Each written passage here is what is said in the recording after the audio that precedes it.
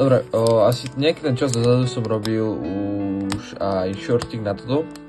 Na These Nuts, Mr. Beastovú čokoládu. Kľudne si chodite pozrieť to video náhodou. Tá čokoláda nebola nejaká zlá, ale pred už nejakým tým rokom alebo nejakým tým časom Mr. Beast vydal túto novú ako keby verziu, I guess. A ja som až teraz dostal svoje ruky na túto čokoládu, tak ideme skúsiť, kámo.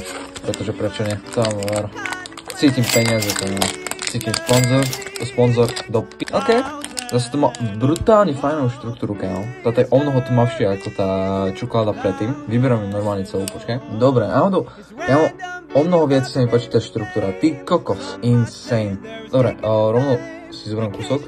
Daj mi tabuľku. Cheers. Úprimne. Je to náhodou dosť dobré. Akože je to určite lepšie ako tá Disney, ktorú som mal, pretože to sa mi zdala, že bola jednoducho taká bez chuti, ale ty kokos, toto je náhodou celkom dobré. Takže za mňa je to taká 8 z 10, ale je to stále taká jednoducho basic čokoláda. Mohol som si zobrať nejakú inú príchuť, úprimne.